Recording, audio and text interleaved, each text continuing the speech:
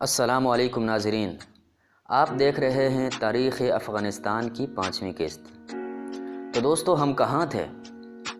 ہم ایک افغان حاکم مثل جلاد کا عبرتناک انجام دیکھ رہے تھے اور ایک نئے نام نہاد حکمران کا دور شروع ہو چکا تھا، تاریخ جس کا نام امین بتاتی ہے۔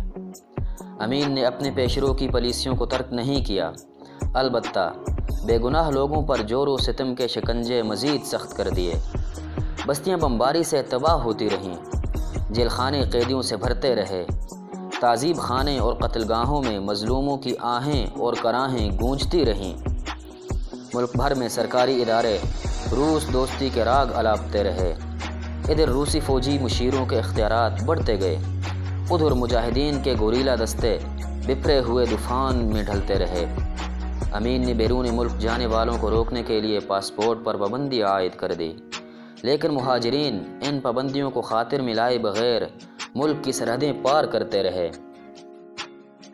ترکی کی تدفین کو زیادہ دن نہ گزرے تھے کہ امین کی ساری مشینری اس کے خلاف پروپیگنڈے میں مصروف ہو گئی۔ وہی امین جسے کبھی استاد بزرگ اور بابائے انقلاب کے الفاظ سے یاد کیا جاتا تھا، اب سامراج کا ایجنٹ ٹھہرایا جانے لگا۔ دوسری طرف ترکی سے تعلق رکھنے والے سینکڑوں افراد گرفتار کر لیے گئے۔ جوں جوں امین نے جبر و استبداد کی آگ تیز کی، فوج کے چھوٹے چھوٹے یونٹ بغاوت کر کے مجاہدین سے ملنے لگے۔ مجاہدین کی قوت ناقابل تسخیر ہو گئی تو روس کے اشارے پر امین کی انتظامیہ نے اوچھے ہتھ گنڈے استعمال کیے۔ سرکاری اہلکار اور روسی ایجنٹ دیہاتی بستیوں میں گھروں، اسکولوں اور مساجد کو آگ لگاتے اور پھر ملک بھر میں ان کے ڈھنڈورچی یہ شور مچاتے کہ مجاہدین نے فلاں مسجد اور فلاں اسکول کو جلا دیا اور فلاں بستی کو لوٹ لیا ہے۔ جو لوگ اپنی آنکھوں سے یہ سب کچھ دیکھ رہے تھے، ان کے دلوں میں مجاہدین کی محبت کم ہونے کے بجائے اور گہری ہوتی چلی گئی، اور وہ روس اور اس کے زر خرید ایجنٹوں پر لعنت بھیجنے لگے۔ پورے ملک میں ایک بھی مسلمان ایسا نہ تھا جو اس جھوٹ پر یقین کر سکتا۔ جو لوگ صرف عقیدے اور ایمان کی خاطر گھر بار اور مال و دولت کو لات مار کر غیر ملکوں میں بھٹکتے پھر رہے تھے، جو اپنے پیاروں اور چاہنے والوں کو خدا کی راہ میں قربان کر رہے تھے، وہ کسی کا گھر کیسے اجاڑ سکتے تھے؟ وہ اپنے مراکز ایمان اور خدا کے گھروں کو کس طرح مسمار کر سکتے تھے؟ مگر روسیوں کے ہونہار شاگردوں نے جھوٹ کے قلعے تعمیر کرنے کا سلسلہ جاری رکھا، اور اس کے ساتھ ساتھ روس خود بھی اپنے تمام تر اقدامات بروئے کار لا رہا تھا۔ کریملن کے حکمران کابل میں اپنے سفیر پوزانوف سے ناراض تھے کہ اس نے بروقت ماسکو کو امین کے منصوبوں سے مطلع نہیں کیا۔ ادھر امین بھی روسی سفیر سے ناخوش تھا۔ اس نے جیسے ہی روس سے سفیر کی واپسی کی درخواست کی، اس پر فوراً عمل درآمد ہو گیا۔ پوزانوف کی جگہ ایک معروف ڈپلومیٹ فکرت جانویز تابیف نے لی۔ پرانا سفیر ماسکو پہنچا اور تاریخ اس بارے میں خاموش ہے کہ ماسکو میں اس کے ساتھ کیا ہوا۔ نئے سفیر نے نئے عزائم کے ساتھ کام شروع کیا۔ جلد ہی وزارتی سطح پر وفود کی آمد و رفت شروع ہو گئی۔ امین کا پتہ کاٹنے کا فیصلہ صادر ہو چکا تھا۔ آنے والے روسی مشیروں نے امین کو کئی مشورے دیے۔ اسے کہا گیا کہ وہ اپنی موجودہ رہائش گاہ کو قومی عجائب گھر بنا دے اور خود دارالامان میں تپتاج بیگ والے محل میں منتقل ہو جائے۔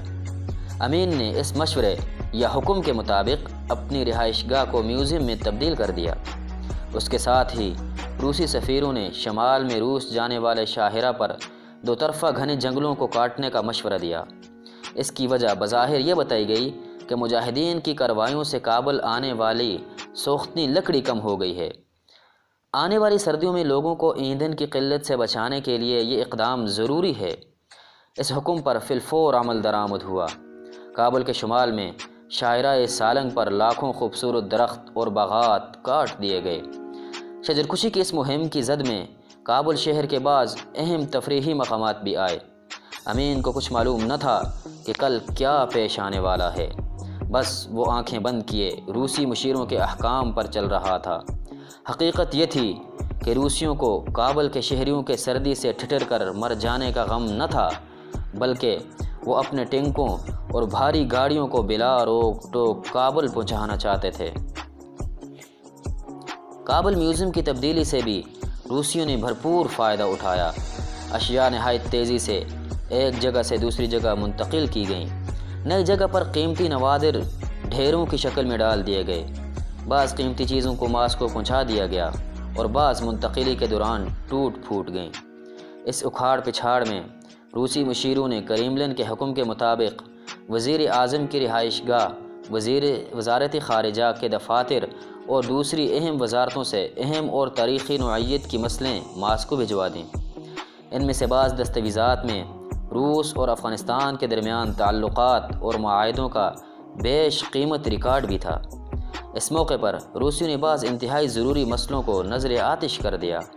اس طرح بہت سے ایسے احکامات بھی جل گئے جن سے اس بات کی شہادت ملتی تھی کہ افغانستان کے دور دراز علاقوں پر بمباری براہ راست روسی فوجی مشیروں کے حکم پر ہوتی تھی اور بہت سے لوگوں کی گرفتاریوں اور سزاؤں کا فیصلہ بھی وہی کرتے تھے۔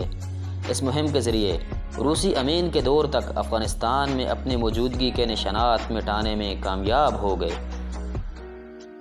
دوستو، ایک عجیب اتفاق ہے کہ پاکستان کے حکمرانوں کی طرح افغان حکام میں سے بھی جنہوں نے عوام پر مظالم کے پہاڑ توڑے، ان کا انجام بھی عبرتناک ہی ہوا۔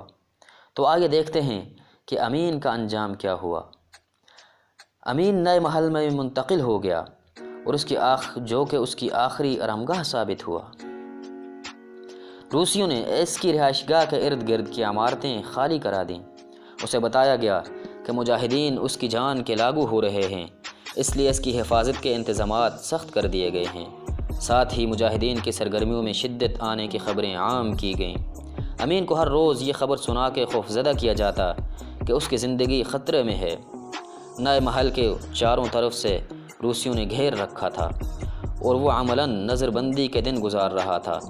ماسکو کی عدالت سے اس کی زندگی کا فیصلہ ہو چکا تھا اور اب اسے منطقی انجام تک پہنچانے کی رسمی کارروائی باقی تھی۔ آخری رات ایک روسی وزیر اور 2 نائب وزیر اعظم کابل میں موجود تھے۔ یہ سب امین کی زندگی کے درپے تھے، مگر اسے ایک بے بس کٹ پتلی کی طرح زبان کھولنے کا یارانہ تھا۔ وہ بہت خوفزدہ تھا۔ اپنے زندگی کے آخری دن اس نے کوزاکستان کے بچوں سے ملاقات کی۔ ان کو مخاطب کرتے ہوئے اس نے کہا، تم اس ملک کی نئی نسل ہو، آئندہ تمہیں کو یہ ملک سنبھالنا ہے اور اس میں اشتراکی نظام قائم کرنا ہے۔ اسی رات روسی وزیر اعظم امین سے ملنے آیا۔ اس کے چہرے پر موت کی زردی چھائی ہوئی تھی۔ وزیر نے اسے تسلی دلائی اور بتایا کہ مجاہدین کے حملوں کے خطرے کے پیش نظر فوجیوں نے اس کی رہائش گاہ کا محاصرہ کر رکھا ہے اور باہر سے کسی شخص کو اندر آنے کی اجازت نہیں ہے۔ امین اندھا تو نہ تھا جو یہ بھی نہ دیکھ سکتا کہ ٹیلی فون کے تار کیوں کاٹ دیے گئے ہیں۔ روسی وزیر امین کے ساتھ ہی رہا تاکہ خطرے کے وقت وہ اسے بچا سکے۔ اسے یہ بھی بتایا گیا کہ روسی طیارے آزمائشی پروازیں کر رہے ہیں تاکہ خطرے کے وقت صورتحال سے نمٹا جا سکے۔ حالات امین کے بس میں نہ تھے۔ آج وہ اپنی مرضی سے خودکشی بھی نہ کر سکتا تھا۔ پھر اس نے افغان فوجیوں کو بندوقیں تانے اپنی طرف بڑھتے ہوئے دیکھا۔ وہ ایسا اندھا بھی تو نہ تھا کہ محافظوں اور قاتلوں میں فرق نہ کر سکتا۔ چنانچہ 25 دسمبر 1989 کو کابل کی فضا کا سناٹا روسی طیاروں کی گونج سے ٹوٹا۔ فضا میں طیاروں کی آمد کا ختم نہ ہونے والا ایک سلسلہ شروع تھا اور کابل کے شہری حیران تھے۔ ہر شخص گھبرایا ہوا دوسرے سے پوچھ رہا تھا، کیا ہو رہا ہے؟ کیا ہونے والا ہے؟ مگر کسی کے پاس ان سوالوں کا جواب نہ تھا۔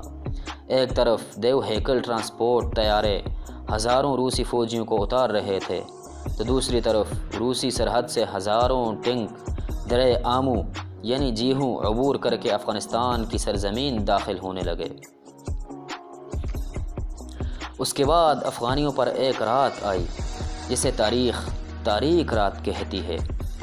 27 دسمبر 1989 کی رات جب کابل پر گہرے اندھیرے سایہ ڈال چکے تھے، اچانک پورا شہر ٹنکوں کی گڑگڑاہٹ سے لرزنے لگا۔